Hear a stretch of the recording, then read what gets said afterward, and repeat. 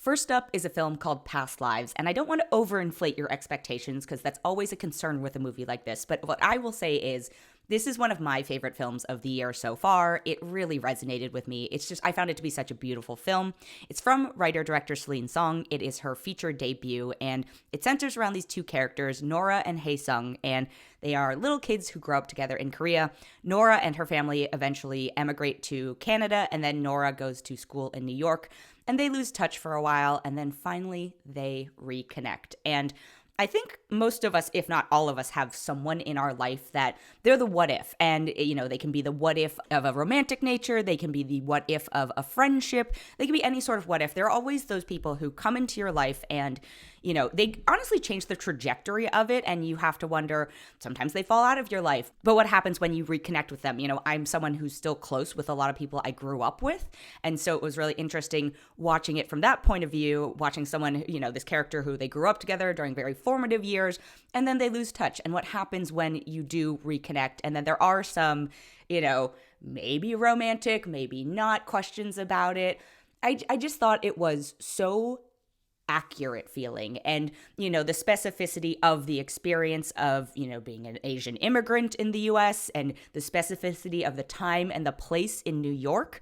There were a lot of, this is gonna be so specific, but a lot of the technology moments really rang true to me and helped sort of build the time that they were in, because if anyone listening has friends or family or whatever who live abroad or live afar, something like Skype was so important in sort of being able to reintroduce how you connected with people, or the introduction of Facebook, where suddenly, the what ifs could reappear, where you haven't talked to this person for a decade and then you find them on Facebook and suddenly you are chatting again. And, what happens when if they actually materialize, in a corporeal form in front of you.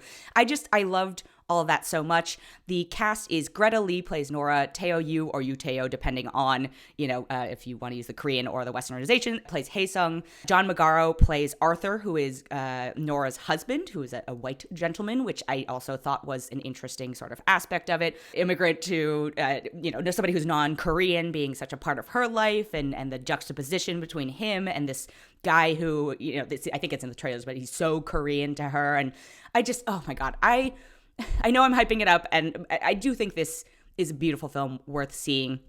It doesn't matter what your background is. It doesn't matter if you have, you will have a what if, don't even deny it, but that what if it isn't a romantic one? I just think it is a really meditative film that leads you in one direction, but makes a decision that is honestly probably more realistic than a lot of other films would be willing to do. And I think, it was heartbreaking in that way, but at the same time, I was like, this is probably much, much more real. And a lot of films would be tempted to be like, oh, we're going to do this, and of course this will happen, and blah, blah, blah, and be over fantasized. And I just love the grounded nature of that. And there are so many joyous moments and then so many heartbreaking moments. It's just a really beautifully contained journey. And so please go see Past Lives. It's truly one of my favorite films of the year.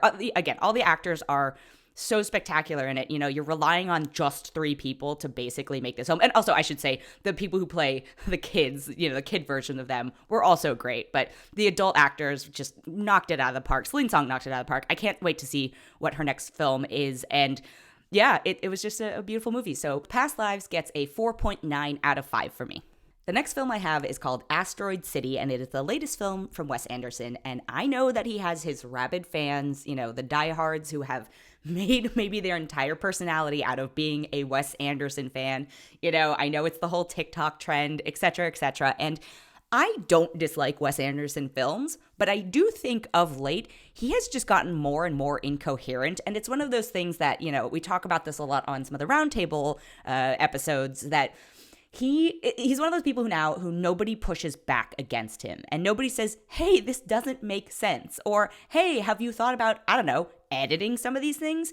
Same thing happens with like a Martin Scorsese and how we get a 3-hour cut of a film. You just hit a certain level and people stop saying no. And I don't know if it's because they have become so diluted or because they're just too lazy to. Or they know that the fans of it are going to go see it anyway. But either way, I have found his last few films, him being Wes Anderson, to be increasingly less coherent, and not in a quaint way. It's just sort of a chaotic, almost annoying way to me, in that there's so much hubris involved in being like, I don't have to tell any sort of story here. I'm just going to do whatever I want to do, and you will like it because I have built up enough of, a cachet in this industry that I've been allowed to do that. So this one stars all of Hollywood, basically. It stars Jason Schwartzman, Scarlett Johansson, Tom Hanks is finally in a Wes Anderson film, and, Tom Hanks is always Tom Hanks, so I don't...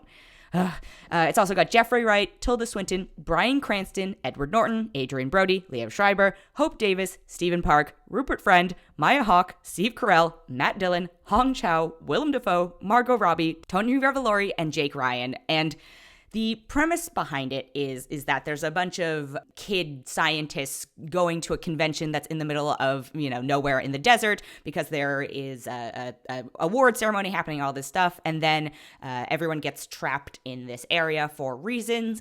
And the other thing about this, and I hope this is not a spoiler, but I don't even care I do care. I don't want to spoil anything for anyone, but I should just warn everyone that there's a play within the play aspect to this film that really bothered me as a trope. I get frustrated by this, and I've actually seen sort of other folks try and ape Wes Anderson and also ape some classic whodunits in this way, and it's not working. Like, I don't think it's working in the modern interpretation of this sort of Inception-y thing. Christopher Nolan is another person where nobody says no to him. Anyway, so there's a play within the play aspect. So there's like the telling of the story and then the making of the telling of a story. And so you've got, the things actually taking place in Asteroid City, and you've got this whole like acting theater thing happening, and some people are dual casts. And it was so much of a slog for me, and I just found no joy in it. There was one thing in this entire film that I got like a chuckle out of, but there are plenty of other things that I think were meant to be funny, but I've hit this break point with his films where I don't look forward to a Wes Anderson film anymore. There was a time and a place where I was like, oh, I can't wait to see what he's doing next, but I have hit my break point with him. The dryness of some of it is no longer charming. I don't have a problem with sort of the pacing or like the speech patterns that people use, but I just also, the set dressing is always very distinct, and that's fine. I don't have a problem with that necessarily, but I'm kind of just like, do something else, man. Like, I want to see what you do. It's just some like nonsense. This is all nonsense. And even though I will give him slight credit for finally starting to add a little bit of diversity to his cast, the stories don't reflect that at all. And I feel like he has been sort of, strong-armed into doing this. And it almost bothers me even more because I'm like, I know you don't want to cast these people in these roles, but you've done, and these people are great actors, right? Like Jeffrey Wright has been in multiple Wes Anderson films at this point, but these stories are always just so centered around white stories, quite frankly, and especially for me as a juxtaposition to something like Past Lives. And I'm not saying I have a problem with white stories, but we've seen so many of them, and he's not doing anything interesting with them anymore. Versus, and he's casting these characters of color and just sort of trying to shoehorn them into his world, as opposed to using anything unique about them. I found that frustrating with this one. Don't even get me started on friggin' Isle of Dogs. But anyway, there's a moment in this movie that told me like exactly who the audience for it was, and it told me that I was not the audience for it, where, again, I'm not giving too much away, but there's like a pretty aggressive moment between like a father and a son that I didn't find funny in the slightest. I don't think the way this character was treating his kid was very nice. I don't think it was meant to be nice, but it also felt not very modern, and it's a period piece, but either way, I was like, I don't think a modern audience, like, there's a problem happening here, and the fact that like some of the people in my audience were laughing at it very hard, I was like, oh, ew, this is 100% caught in the past. This is the past of like Wes Anderson heyday. We no longer an audience of Wes Anderson heyday. I hope as audiences we have evolved past this, but I know for a fact that there is an audience for this film because, again, people were laughing at it. A select number. I was at least glad that it was not the entire, theater was uproariously laughing, although that's not really what you go to a Wes Anderson film for. Yeah, I just found this completely pointless. I don't even think the play within the play aspect of it was interesting or added anything to it. I felt it was very gimmicky. I thought the actors were doing the roles that they were assigned, and I think they did a fine job. I just did not enjoy any of their performances particularly. They all were fitting within the Wes Anderson world. And so that's not, that they are doing what they're asked. And I'm like, well, it's not your fault. You're doing exactly what you have been asked to do. It's just what you have been asked to do is not something I gravitate towards at this point. I think the one thing that stood out to me is the kid, Jake Ryan, who plays Jason Schwartzman's character's son. I was like, damn, I was convinced that he was related to Jason Schwartzman because they did a great job of picking up Jason's mannerisms. But yeah, it's a hard pass for me. If you are a hardcore Wes Anderson person, I think you'll probably find something that you'll enjoy out of it. But I really do encourage you to look like, do you actually enjoy these films at this point? Or have you deluded yourself into enjoying these films at this point? And that doesn't take away from your enjoyment of his earlier catalog, but really, we should be approaching these with a more critical eye. And from that standpoint, it was a no for me. I do not recommend it. I'm going to give it a 2 out of 5.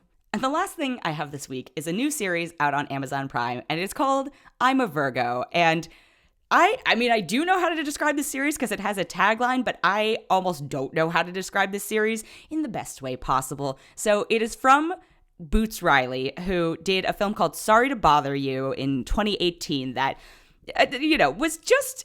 Boots Riley is such a unique voice, somewhat in a way that a Wes Anderson is, but I don't want to compare them because I've just said Wes Anderson but this is the difference. Wes Anderson is now sort of resting on his laurels, it feels like, versus Boots Riley, who continues to tell his stories and learn from them. And maybe in a couple of years, I will have the same feedback about a Boots Riley project. But right now, when I see them, I'm like, oh, that's a Boots Riley project. There's not always, I can't say always because he only has a couple things out there, but there's an element of surrealism, which I find fascinating. I know it's can be a little off-putting to some people. He did a film called Sorry to Bother You. I thought it was amazing. Both of this and I'm a Virgo are set in Oakland. I always acknowledge I am from Oakland, and it hits very much authentically home to me, but it's this sort of surrealist Oakland.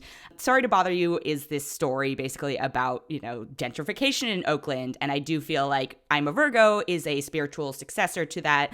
It's talking about capitalism in a really unique package, I will say. So if you liked Sorry to Bother You, I think you will very much appreciate I'm a Virgo. If you have not seen either of them, just be prepared for it's an interesting one. It's a unique concept, I think. The premise of I'm a Virgo is basically a 13-foot young man is living in Oakland and is initially hidden away, and then finally is discovered, comes out of his shell, whatever, and sort of the ramifications of his presence and him exploring the world around him for the first time.